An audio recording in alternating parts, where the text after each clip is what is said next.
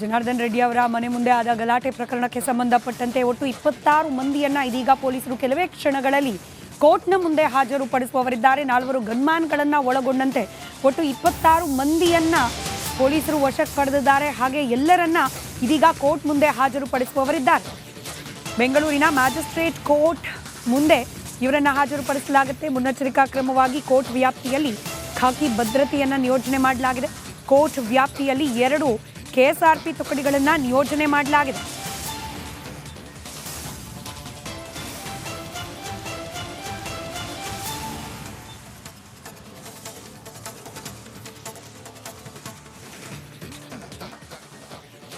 ಜನಾರ್ದನ್ ರೆಡ್ಡಿ ಅವರ ಮನೆ ಮುಂಭಾಗದಲ್ಲಿ ನಡೆದಿದ್ದಂತಹ ಗಲಾಟೆ ಪ್ರಕರಣ, ಇದರಲ್ಲೂ ಓರ್ವ ವ್ಯಕ್ತಿ ಬಲಿಯಾಗಿ ಹೋಗುವಂತಹ ಮಟ್ಟಿಗೆ ಈ ಘಟನೆಗಳು ನಡೆದು ಹೋಯಿತು.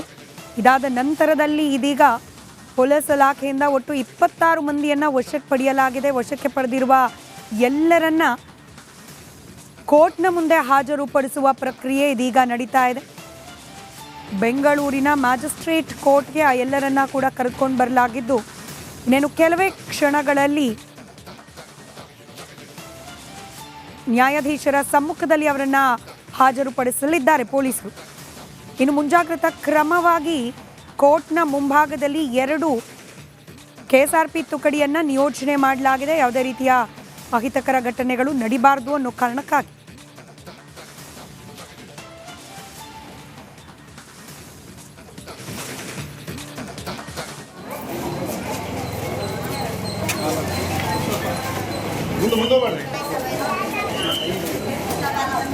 ನಾಲ್ವರು ಗನ್ಮ್ಯಾನ್ ಸೇರಿದಂತೆ ಒಟ್ಟು 26 ಮಂದಿಯನ್ನ ವಶಕ್ಕೆ ಪಡೆಯಲಾಗಿದೆ.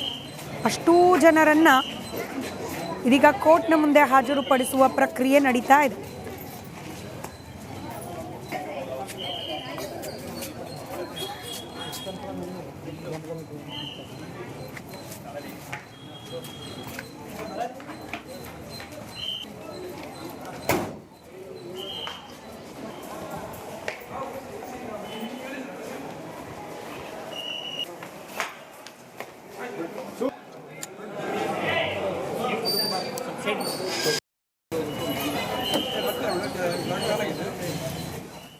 ಜನಾರ್ದನ್ ರೆಡ್ಡಿ ಅವರ ಮನೆ ಮುಂದೆ ಆದ ಗಲಾಟೆ ಪ್ರಕರಣಕ್ಕೆ ಸಂಬಂಧಪಟ್ಟಂತೆ ಒಟ್ಟು 26 ಮಂದಿಯನ್ನ ಇದೀಗ ಪೊಲೀಸರು ಕೆಲವೇ ಕ್ಷಣಗಳಲ್ಲಿ ಕೋರ್ಟ್ನ ಮುಂದೆ ಹಾಜರುಪಡಿಸುವವರಿದ್ದಾರೆ. 4 ಗನ್ಮ್ಯಾನ್ಗಳನ್ನು ಒಳಗೊಂಡಂತೆ ಒಟ್ಟು 26 ಮಂದಿಯನ್ನ ಪೊಲೀಸರು ವಶಕ್ಕೆ ಪಡೆದಿದ್ದಾರೆ. ಹಾಗೆ ಎಲ್ಲರನ್ನ ಇದೀಗ ಕೋರ್ಟ್ ಮುಂದೆ ಹಾಜರುಪಡಿಸುವವರಿದ್ದಾರೆ.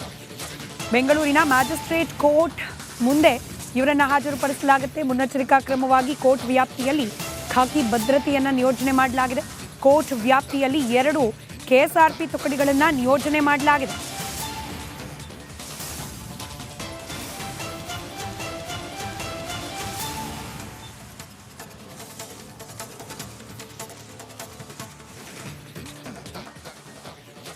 ಜನಾರ್ದನ್ ರೆಡ್ಡಿ ಅವರ ಮನೆ ಮುಂಭಾಗದಲ್ಲಿ ನಡೆದಿದ್ದಂತಹ ಗಲಾಟೆ ಪ್ರಕರಣ, ಇದರಲ್ಲೂ ಓರ್ವ ವ್ಯಕ್ತಿ ಬಲಿಯಾಗಿ ಹೋಗುವಂತಹ ಮಟ್ಟಿಗೆ ಈ ಘಟನೆಗಳು ನಡೆದು ಹೋಯಿತು. ಇದಾದ ನಂತರದಲ್ಲಿ ಇದೀಗ ಪೊಲೀಸ್ ಇಲಾಖೆಯಿಂದ ಒಟ್ಟು 26 ಮಂದಿಯನ್ನು ವಶಕ್ಕೆ ಪಡೆಯಲಾಗಿದೆ. ವಶಕ್ಕೆ ಪಡೆದಿರುವ ಎಲ್ಲರನ್ನ ಕೋರ್ಟ್ನ ಮುಂದೆ ಹಾಜರುಪಡಿಸುವ ಪ್ರಕ್ರಿಯೆ ಇದೀಗ ನಡೀತಾ ಇದೆ. ಬೆಂಗಳೂರಿನ ಮ್ಯಾಜಿಸ್ಟ್ರೇಟ್ ಕೋರ್ಟ್ಗೆ ಆ ಎಲ್ಲರನ್ನ ಕೂಡ ಕರೆದುಕೊಂಡು ಬರಲಾಗಿದ್ದು, ಇನ್ನೇನು ಕೆಲವೇ ಕ್ಷಣಗಳಲ್ಲಿ ನ್ಯಾಯಾಧೀಶರ ಸಮ್ಮುಖದಲ್ಲಿ ಅವರನ್ನ ಹಾಜರುಪಡಿಸಲಿದ್ದಾರೆ ಪೊಲೀಸರು. ಇನ್ನು ಮುಂಜಾಗ್ರತಾ ಕ್ರಮವಾಗಿ ಕೋರ್ಟ್ನ ಮುಂಭಾಗದಲ್ಲಿ 2 ಕೆಎಸ್ಆರ್ಪಿ ತುಕಡಿಯನ್ನು ನಿಯೋಜನೆ ಮಾಡಲಾಗಿದೆ. ಯಾವುದೇ ರೀತಿಯ ಅಹಿತಕರ ಘಟನೆಗಳು ನಡೀಬಾರದು ಅನ್ನೋ ಕಾರಣಕ್ಕಾಗಿ.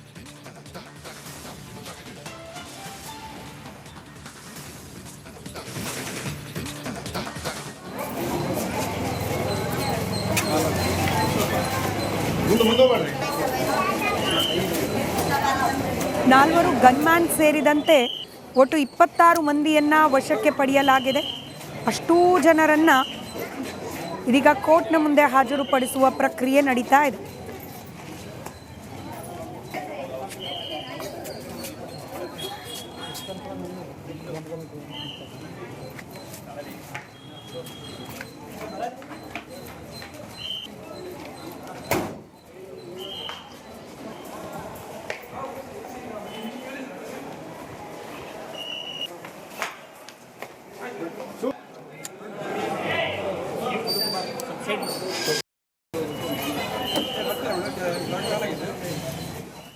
ಜನಾರ್ದನ್ ರೆಡ್ಡಿ ಅವರ ಮನೆ ಮುಂದೆ ಆದ ಗಲಾಟೆ ಪ್ರಕರಣಕ್ಕೆ ಸಂಬಂಧಪಟ್ಟಂತೆ ಒಟ್ಟು 26 ಮಂದಿಯನ್ನ ಇದೀಗ ಪೊಲೀಸರು ಕೆಲವೇ ಕ್ಷಣಗಳಲ್ಲಿ ಕೋರ್ಟ್ನ ಮುಂದೆ ಹಾಜರುಪಡಿಸುವವರಿದ್ದಾರೆ. 4 ಗನ್ಮ್ಯಾನ್ಗಳನ್ನ ಒಳಗೊಂಡಂತೆ ಒಟ್ಟು 26 ಮಂದಿಯನ್ನ ಪೊಲೀಸರು ವಶಕ್ಕೆ ಪಡೆದಿದ್ದಾರೆ. ಹಾಗೆ ಎಲ್ಲರನ್ನ ಇದೀಗ ಕೋರ್ಟ್ ಮುಂದೆ ಹಾಜರುಪಡಿಸುವವರಿದ್ದಾರೆ.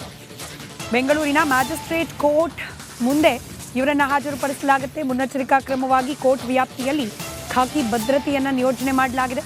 ಕೋರ್ಟ್ ವ್ಯಾಪ್ತಿಯಲ್ಲಿ 2 ಕೆಎಸ್ಆರ್ಪಿ ತುಕಡಿಗಳನ್ನು ನಿಯೋಜನೆ ಮಾಡಲಾಗಿದೆ.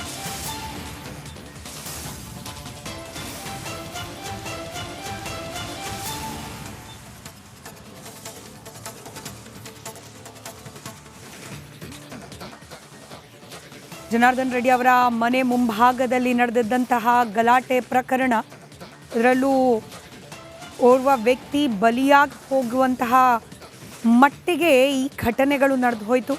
ಇದಾದ ನಂತರದಲ್ಲಿ ಇದೀಗ ಪೊಲೀಸ್ ಇಲಾಖೆಯಿಂದ ಒಟ್ಟು 26 ಮಂದಿಯನ್ನು ವಶಕ್ಕೆ ಪಡೆಯಲಾಗಿದೆ. ವಶಕ್ಕೆ ಪಡೆದಿರುವ ಎಲ್ಲರನ್ನ ಕೋರ್ಟ್ನ ಮುಂದೆ ಹಾಜರುಪಡಿಸುವ ಪ್ರಕ್ರಿಯೆ ಇದೀಗ ನಡೀತಾ ಇದೆ. ಬೆಂಗಳೂರಿನ ಮ್ಯಾಜಿಸ್ಟ್ರೇಟ್ ಕೋರ್ಟ್ಗೆ ಆ ಎಲ್ಲರನ್ನ ಕೂಡ ಕರೆದುಕೊಂಡು ಬರಲಾಗಿದ್ದು, ಇನ್ನೇನು ಕೆಲವೇ ಕ್ಷಣಗಳಲ್ಲಿ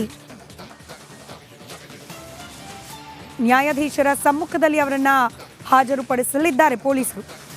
ಇನ್ನು ಮುಂಜಾಗ್ರತಾ ಕ್ರಮವಾಗಿ ಕೋರ್ಟ್ನ ಮುಂಭಾಗದಲ್ಲಿ 2 ಕೆಎಸ್ಆರ್ಪಿ ತುಕಡಿಯನ್ನು ನಿಯೋಜನೆ ಮಾಡಲಾಗಿದೆ. ಯಾವುದೇ ರೀತಿಯ ಅಹಿತಕರ ಘಟನೆಗಳು ನಡೀಬಾರದು ಅನ್ನೋ ಕಾರಣಕ್ಕಾಗಿ.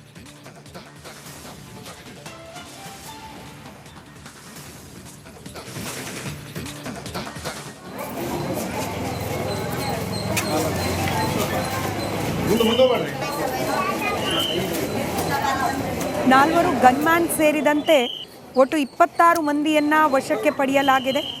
ಅಷ್ಟೂ ಜನರನ್ನ ಇದೀಗ ಕೋರ್ಟ್ನ ಮುಂದೆ ಹಾಜರುಪಡಿಸುವ ಪ್ರಕ್ರಿಯೆ ನಡೀತಾ ಇದೆ.